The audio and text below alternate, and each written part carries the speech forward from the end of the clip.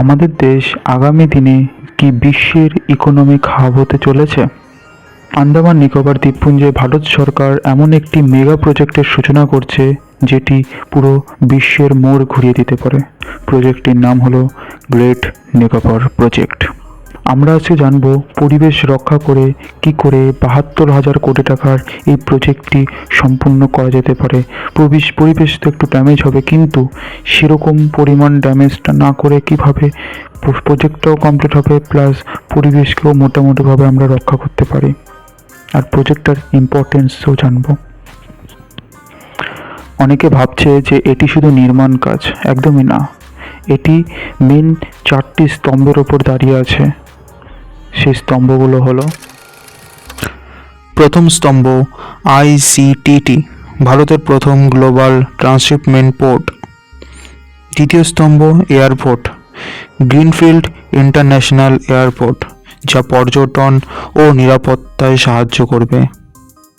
তৃতীয় pillar power plant, gas এবং solar based green energy plant তৈরি করা হবে। 4 নম্বর যে স্তম্ভ সেটা হলো কি স্মার্ট সিটি, আধুনিক সুযোগ সুবিধা সম্পন্ন একটি নতুন শহর তৈরি করা হবে।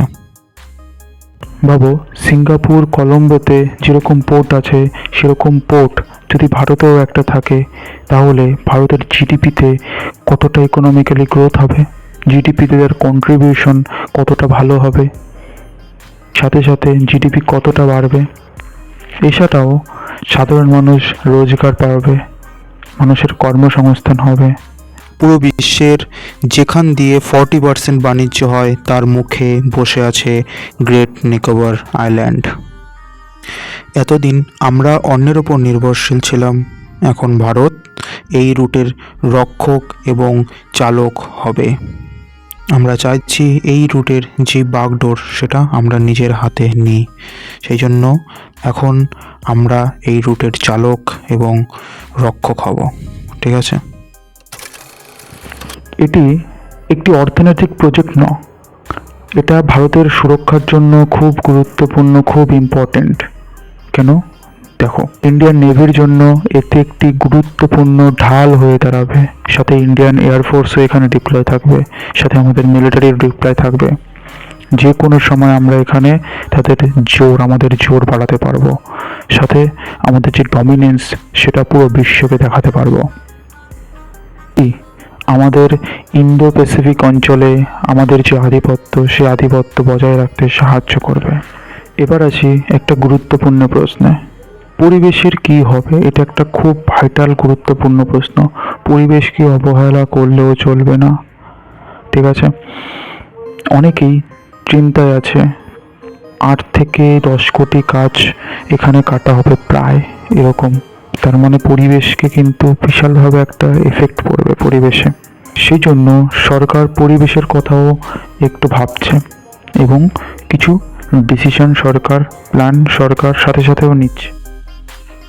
উন্নয়ন তো সরকার করছে, এর সাথে সাথে যেটা করতে পারে, এক, বনের বদলে অন্য জায়গায় দ্বিগুণ গাছ লাগানো উচিত, বা সরকারের দ্বারাও করা হচ্ছে এটা। 2 নম্বর, পোর্ট এবং শহরটি এমনভাবে ডিজাইন করা হয়েছে যাতে বন্যপ্রাণীর করিডোর অক্ষুণ্ণ থাকে। 3, সোলার পাওয়ার প্ল্যান্টের মাধ্যমে কার্বন ফুটপ্রিন্টিং কমানোর প্ল্যান সরকার করছে। সরকার এনভায়রনমেন্টের দিকটাকেও খেয়াল রেখে যতটুকু ধ্বংস না করে নিজের ডেভেলপমেন্টটা করা যায় সেই দিকে নজর রাখছে। উন্নয়ন মানেই ধ্বংস নয়। সরকার চেষ্টা করছে যে সমস্ত বিরল কচ্ছপ আছে এবং পাখিগুলো আছে তাদেরকে সুরক্ষা প্রদানের জন্য, তাদেরকে কিভাবে সংরক্ষণ করা যায় সেই দিকেও সরকার ভাবছে। দরকার পড়লে তাদের কিছু প্রজাতিকে আমরা ভারতে নিয়ে এসে সংরক্ষণও করতে পারি, সেই বিষয়ে সরকারের ভাবা উচিত, আর সরকার ভাবছে এই বিষয়টাকেও। ঠিক আছে? অতএব পাখিদের সুরক্ষাও সুনিশ্চিত করার চেষ্টা সরকার করছে। ডেভেলপমেন্ট হবে, সাথে সাথে পরিবেশকে বন্ধুত্ব রেখেও। পরিবেশের ক্ষতি হবে ঠিকই, কিন্তু সাথে সাথে সেই ব্যালেন্সটাকেও আমাদেরকে নজরে রাখতে হবে। সেই ক্ষতিটাকে ব্যালেন্স আউট করার জন্য গাছপালা লাগাতে হবে আমাদেরকে। সাথে শুধু সরকার কেন করবে, আমাদের জনগণ আমরাও করব। সরকারের ওপর ছেড়ে দিলে কি সব হয়? আমাদেরও করতে হবে, সাথে উন্নয়নও করতে হবে।